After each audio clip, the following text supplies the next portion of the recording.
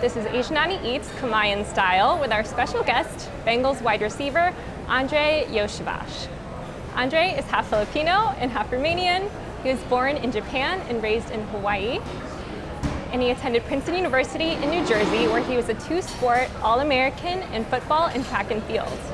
In 2023, he was drafted by the Cincinnati Bengals, where he is now a fan favorite wide receiver. Welcome, Andrei. Thank you for being here. Yeah, thanks for having me. Well, we're in for a special treat today because we are at Nice Noodles and Rice here in the Gatherall Food Hall in Norwood. So Nice is owned by Filipino-born chef Mapi de Vera. Chef Mapi created a custom Kamayan menu based on your specific background, Andrei. So with that, I'd love to invite in Chef Mapi to talk a little bit more about what is Kamayan and also what's on the menu today. Thank you. Thanks for coming. Thanks for having us here today. Kamayan is just like the way to gather. So originally it was like when all the soldiers would, after like they would do like a workout or something like that, they would come together and they would just eat, so they didn't have to carry plates or something. But now it's just become like a nice buffet for all of us to kind of get along together. So I'm gonna start. There's a lot going on here on the Kamayan board here. So we have garlic fried rice, topped with a little bit of furikake to start. Your traditional pancit, Bami Bisayo, where I'm from. So it's like in the middle part of the Philippines. And in the middle here is basically a deconstructed sinigang. It's one of my favorites. It's a very traditional staple of the Philippines, but I took a plate, I smoked the ribs instead of bracing them. So they're smoked ribs, but you have all the veggies braced on the same thing as well, and you also have the broths here on the side. You guys can kind of eat it together with it. I did some grilled adobo today, lumpia Shanghai, which is a pork lumpia, and some variety of fresh vegetables here. Hopefully you guys enjoy. Yeah, we will. Thank you. Thank you, Chef Mapi. We have put together this Kamayan menu based on your background, like I said previously. And so it's typically more of a free-for-all situation, but I'd love for us to start with maybe trying the furikake and rice, since I know you had mentioned before it's one of your favorite snacks. Is that right? It is, yeah. I mean, that's the easiest snack you can get. You just heat up some rice, put some furikake on top of there, and it's just like, it's an easy snack, a healthy little snack too. So it's pretty good. Do you have a favorite furikake? The one he used is like, I don't like with like the wasabi and stuff like that. I kind of just like it straight up with like seaweed and sesame seeds and stuff like that. But there's all different kinds, but yeah, usually just the plain, simple ones are easy. See? Easy. Good. Yeah. Just put the garlic on there, put the furikake, and then I'd probably just eat that whole thing by itself without all, nah. It's so good by itself. Yeah. So I wanted to talk with you a little bit about your time in Japan. Your mom was born and raised in the Philippines, and your dad is from Romania, but they lived and met each other in Japan. Is that correct? Yeah, so my mom was born and raised in the Philippines, and then she would like work and study in Japan. You know, like the Philippines is pretty close to Japan, so a lot of people would do that. So she would work and study there. My dad was from Romania, and he moved to Japan for work. He was a software engineer, like, you know, coding and all that kind of stuff. Met my mom in a club. Yeah, so it's, you know, modern day love story. And then they had me and my brother there. My brother's 2 years younger than me. So I do have roots to Japan. I mean, my mom's obviously a full Asian. She still speaks Tagalog, speaks Japanese to my dad when she doesn't want me to understand what they're saying. You know, so it's like, we're still rooted there for sure. Where in Japan were you born? Tokyo. Tokyo. Oh, nice. Do you have any memories from the time you were there? Because you were there till you were age 4, right? Like three or four. Like I don't have a lot of memories when I was younger. I just remember I remember a lot of crows. Yeah. Like a lot of crows. I remember, you know, because they're like pretty big birds. And so I used to my dad used to make fun of me all the time because he used to say like crow and dog. Like I used to think some crows were dogs because they were so big to me when I was a kid, I guess. Nice. But then the only other real memory I have from Japan is like, I remember just crying for my mom. I was like, where's my mom? Where's my mom? For some reason in my apartment in Japan. Did you speak Japanese at that age? Yeah, I did speak until I left. I went to international school though. My parents were like both foreign, obviously, so they spoke Japanese to me, but they're also like really scared, or they're really trying to teach me English because that wasn't both their native languages. So they were like freaking out, trying to just teach me English, all that kind of stuff. Right. Yeah, but unfortunately, I can't speak Japanese anymore. But watch anime though, so. Nice. Yeah, I have a similar backstory where when I moved from Hong Kong at 4 to the United States, like I spoke Cantonese before I moved. Right. But when I look back at baby videos, I have no idea what I'm saying. Yeah, right. It's And then, like, it's hard because if there's not a need to like speak it, you kind of lose it. And your parents are all, like, in Hawaii. I mean, you moved to Indiana, right? So it's like you don't see a lot of your own population there necessarily. So, I mean, there's a lot of Filipinos and stuff in Hawaii, but everyone still spoke English, like so. It's just Have you been back to Japan at all? I went to ski like my junior or senior year of high school, but I'm really planning to take a trip back soon with my family because obviously like they know all the good spots, and we're diehard. I mean, my mom loves Japan. Like she wishes she could go back to Japan and be there. So we'll definitely take a family trip sometime soon. Yeah, that'd be awesome. I'm sure your mom knows like where to All go. the spots. She claimed that she was like the queen of Tokyo or whatever. I'm like, all right. I mean, Nice. Let's jump in and try a little bit of Filipino food here. We have the sinigang ribs that Chef Mapi had mentioned. We also have the chicken adobo and pancit and lumpia. which one are you gonna try first? I'm thinking to go in with the ribs. Yeah, I feel like the ribs and the soup would probably be a good combo for sure. And you had mentioned sinigang as one of your favorite dishes, yeah? Yeah, I could eat sinigang soup like every day for like the rest of my life. Like like those memes where it's like, oh, you have to choose one. Like, what are you gonna pick? Pizza, spaghetti, whatever. Yeah. Like to eat for the rest of your life. Like I would choose sinigang. Do you know how to make it yourself? Ooh, that's a sour sinigang right It's a there. sour one. But that's better. I love sour stuff. Me too. Yeah, and so I have no idea how to make it though. But my mom knows, and she's gonna teach me too, because I'm moving into a new spot now. I was in Covington, now moving to downtown Cincy, so that's where the real kitchen work is gonna happen for sure. Yeah. Yeah, my husband's Filipino, so we make sinigang probably like every other week, typically with salmon. Awesome. Oh, you like the salmon sinigang? Yeah. Yeah, because you can put anything in there and it'll still taste fire. Yeah. Sometimes we'll do pork. Yeah. Literally, I feel like that's the thing with like Filipino food. You can do a lot. Like adobo, you can do chicken, pork, squid, whatever. Sinigang, you can put all that kind of stuff in it. So it's like really a very, what's it called? It's like a chameleon. Yeah, versatile. Yeah. Are we about to dive into these ribs or like? Yeah. You want to? Yeah, but you go first. Okay. Ladies first. I'm excited. There's nothing in my teeth like after when we were talking after. I was also worried about that.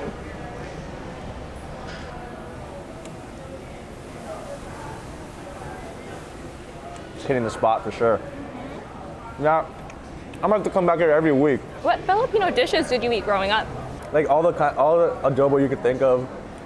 Yeah, chicken, pork, squid, sinigang, pancit. I mean, there's this one dessert that I really like. Yeah, like there's this Filipino like chain called Golden Coin, and they used to have this taho. It's like I don't even know how to explain it. It's like tofu, maple syrup, boba like things in it, and there's this like really awesome dessert, but they stopped serving it at the one close to my house, so I haven't had that in a while. But I've been like craving that for like a long time. I bet if I really try, I could find it, but. Obviously Jollibee. I'm thinking about like we should open a Jollibee here somewhere. I feel Our like. team has been trying for so long. Like we always like bring Jollibee down from Chicago, like for each other's like our team members, and we always tag Jollibee on social media. We're like, hey, you need to open up one in Cincinnati. So Like we should get that going. Yeah, we need to make it a good I'm thing. not even joking. Like when I first moved here, I'm like, oh, they would love Jollibee here. Oh my Yes, god, I like agree. the sweet spaghetti, the fried chicken. gravy, spicy chicken. Yes, yes. This is marinated in adobo seasoning and then grilled. That's what Chef Mapi said. So. Sorry, I forgot to cheers you. That's good. Get the rice with it too.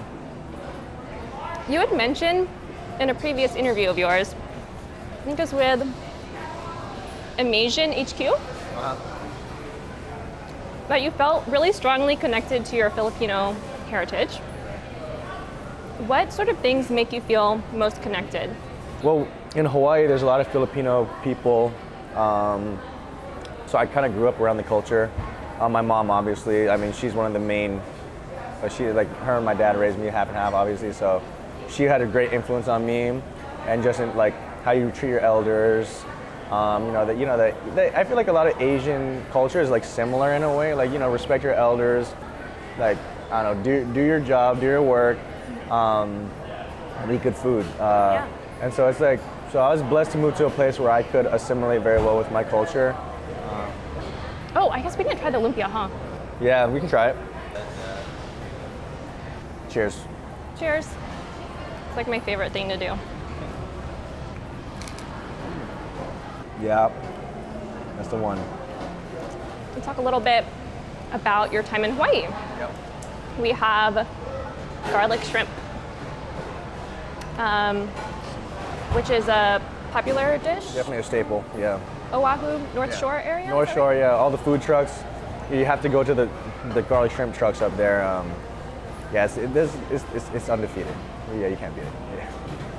So here in Cincinnati, we have an Asian American population of around 4%, but in Hawaii, we have a very large majority of Asian American population, many of whom have Chinese, Japanese, Filipino backgrounds, as well as the Native Hawaiian and Pacific Islander communities.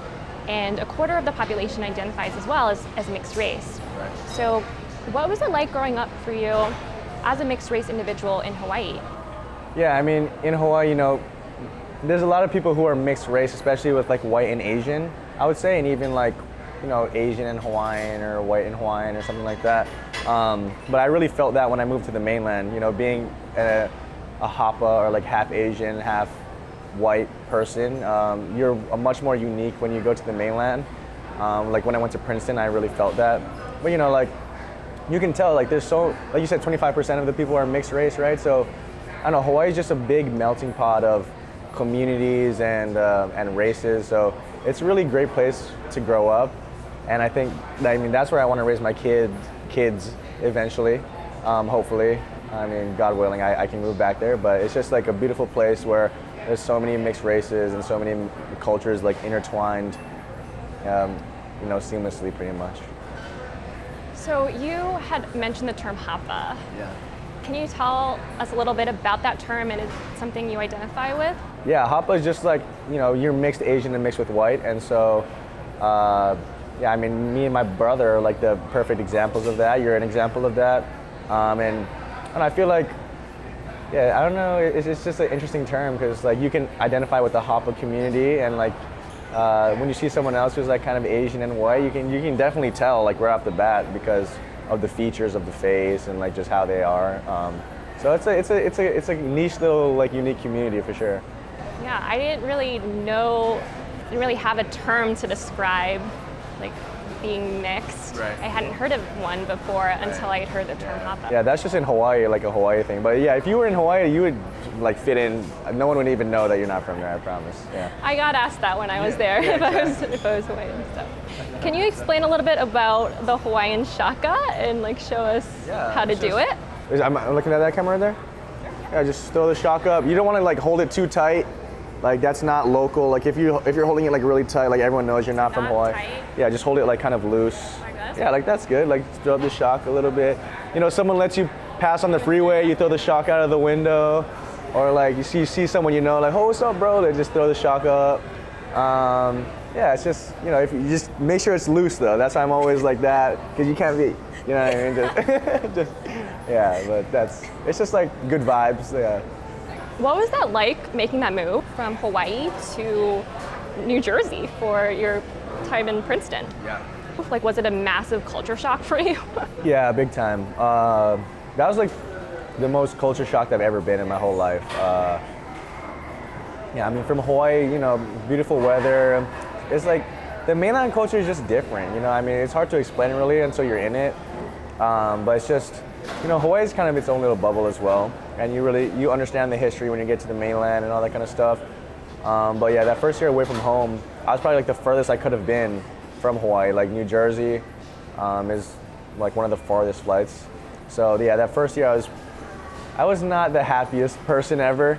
But you know, winter coat. yeah, I had to get like winter coats. I mean, you know, I just felt a little bit different in terms of just like culture and like people around me. I didn't know who I mean, I had like a couple good friends in certain friend groups, but I didn't really have like a friend group that I like immediately meshed with. You know what I mean? So it was definitely a learning process for me. But I slowly like gained a few friends here and there, and like then, you know, I feel like my sophomore year through my senior year, it was a great time, and you got to get out of your comfort zone a little bit to grow.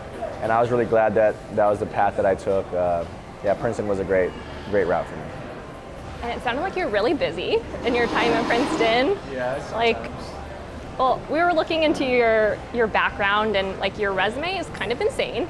Like, in Hawaii, you were the youngest Taekwondo second-degree black belt. Is that right? I think so. Like unofficially, probably. Yeah, but I didn't see anyone as young as me get it. So. Yeah. And then at Princeton, you were a two-sport All-American in both football and track and field, and you were a heptathlete. Is that what it's called? Yeah. Indoors the heptathlon, outdoors the decathlon. I didn't compete outdoors too much because I did it my freshman year. I was horrible. Sophomore year, COVID. Junior year, I broke my foot, and then my senior year, I had to train for the combine. So I only really did. I'm known for the indoor more than I am the outdoor for sure. Gotcha. Yeah. But I believe you were a 3-time Ivy League champion. Is that right? Sophomore year, junior year, or no? Yeah, freshman year, sophomore year, and then junior year, I just like destroyed the Ivy League record. And that's when I went to like nationals, got 4th at nationals and stuff like that. So that was a really good year for me, and that year kind of put me on the map for the NFL and stuff because I ran really fast. So it helped me out. How did you get into doing Taekwondo and track and field? When we moved from Japan to Hawaii, like, you know, my parents didn't know anything about like organized sports necessarily, so they kind of just threw me in everything. And okay, here, let's just throw you in whatever, and we'll see what you kind of pick up on and what you're good at.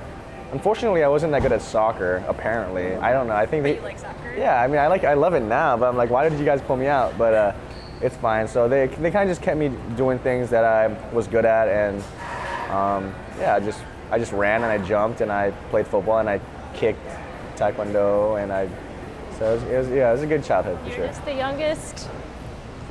Yeah, I haven't done Taekwondo in a long time, but I gotta cherish that part of my life a little more. Yeah. For this next dish, we are moving on to your time in Cincinnati. And so we don't have this dish on the table yet, but we are going to invite Chef Mapi back out. All right. You guys ready? Oh, no, he didn't. You have that? Oh my goodness gracious. Come on. Now I think he's going to ask you the hardest questions here. So obviously our traditional Cincinnati three-way and the Filipino three-way, guys. The Filipino spaghetti with the red hot dogs, obviously. So enjoy, guys. Awesome. So I'm sure you recognize this. Yes, I do. I'm about to put my napkin on my lap, get ready to eat that right now. So I had originally asked Chef Mapi if he could like somehow Frankenstein both of these dishes into one, because they're both sweet. Yep. Banana ketchup, like the spices, Right. But he tried it and he was like, it's not good. So I'm like, it's Yeah, it's hard to make that. But yeah, I feel like classic Filipino spaghetti, and this is his version of a three-way, Okay, perfect. which you've had before, yeah? Yeah, I've had that, but I'm interested to taste that one. Let me taste this one Yeah, first. let's try this one first. Did you grow up eating this? Was that? Did you grow up I mean, eating yeah, just Filipino spaghetti? I would eat it sometimes. I mean, that was definitely one of the things I liked a lot. Kind of got a big piece. I feel like.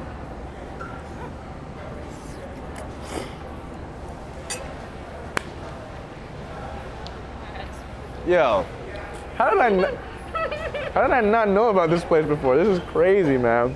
Oh my God. So good. That's the one. Yeah, that's the one. Is that your favorite so far? The sinigang was amazing. That was good too. The ribs at the sinigang. Oh man. Okay, let's try that one out. Yeah. Before I destroy this whole thing. I feel like this is gonna taste like Cincinnati. Cincinnati on the plates.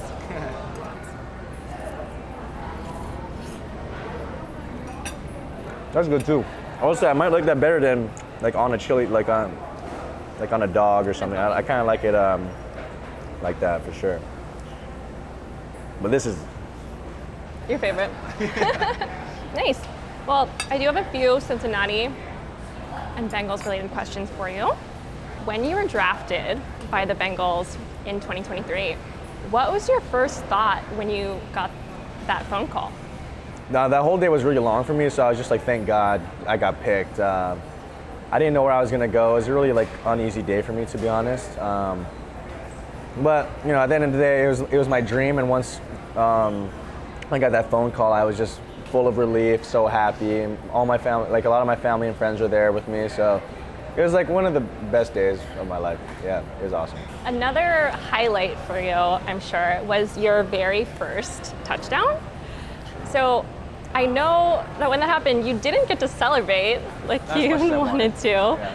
So if you could do it over again, how would you have celebrated, would you say? I would have celebrated right after the touchdown. I still got to do my little dance and stuff.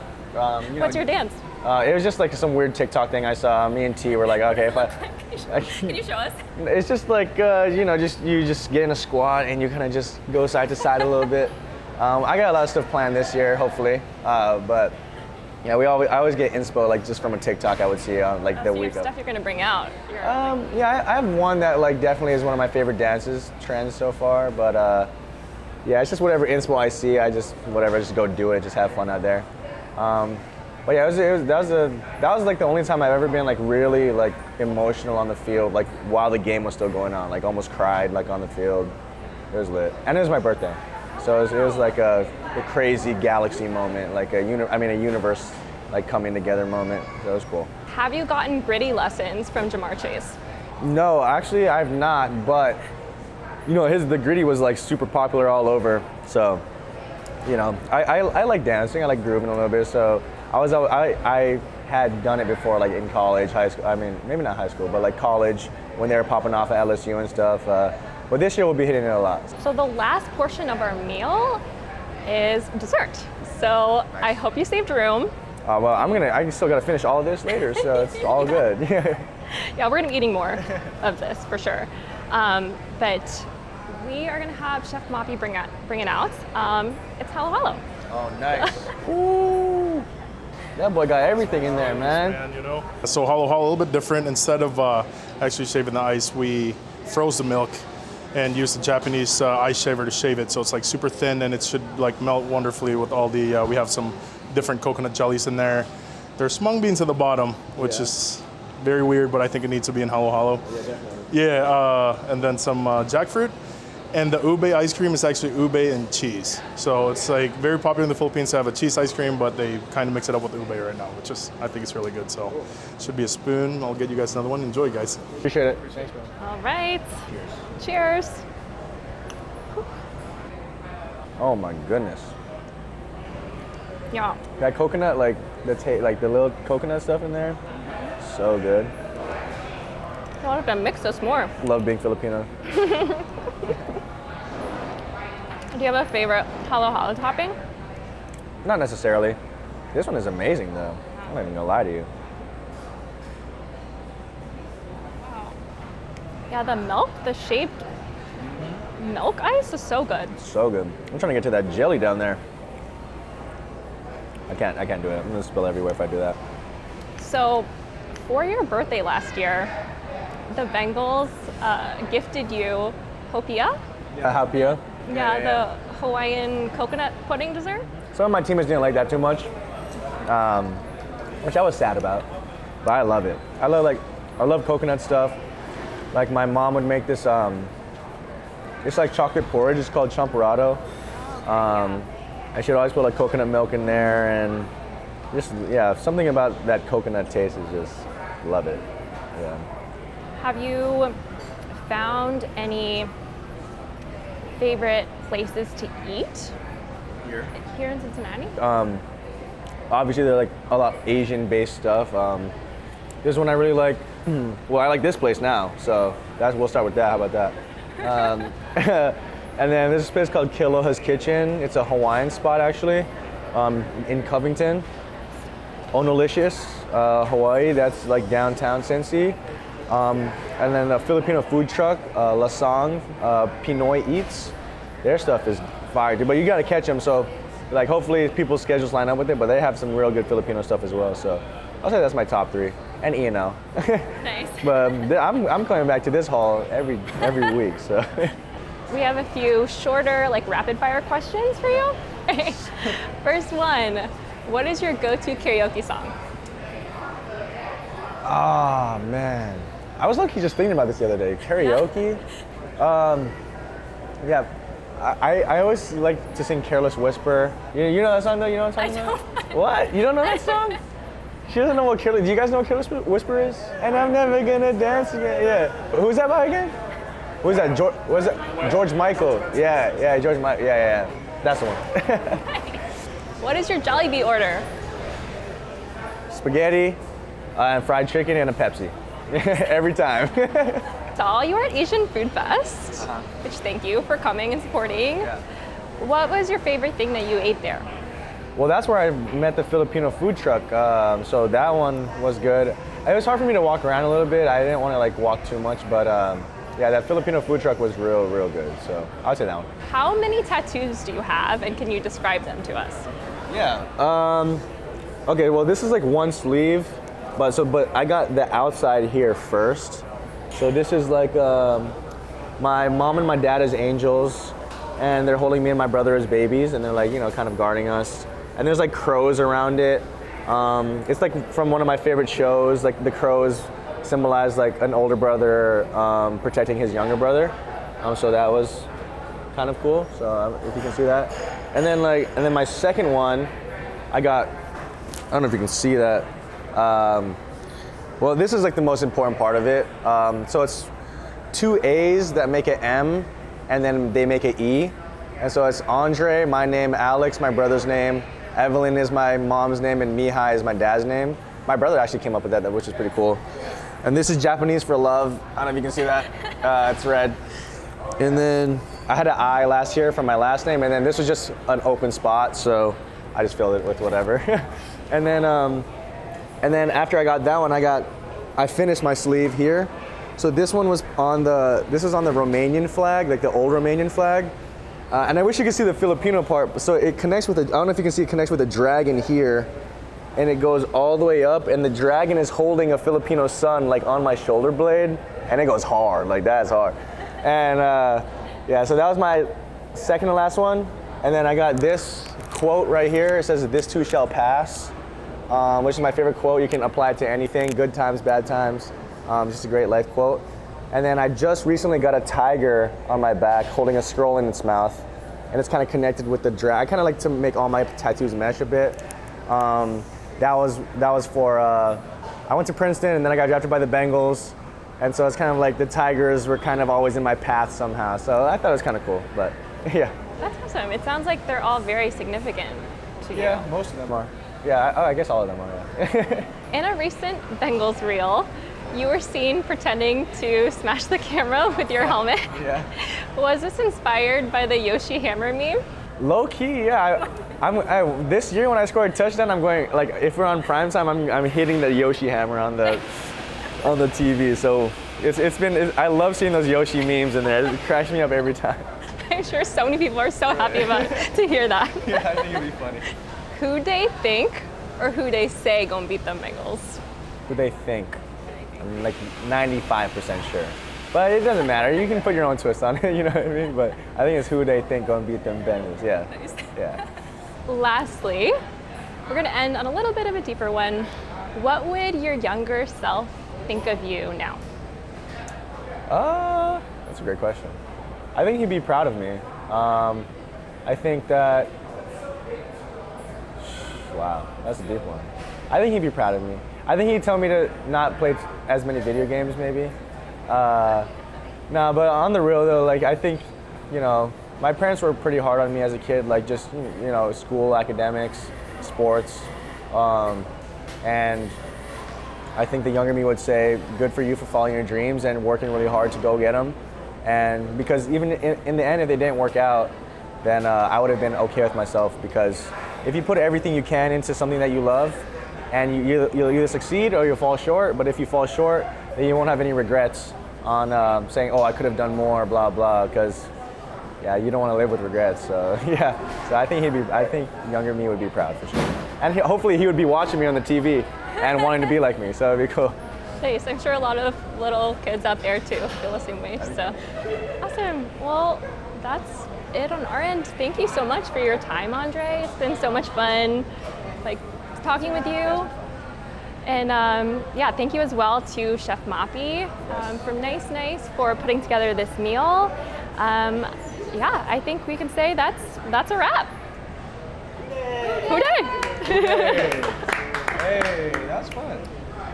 Thank you, appreciate it. Yeah, you're welcome. And now we can actually eat. Yeah, we can eat. I don't even know what to start with anymore.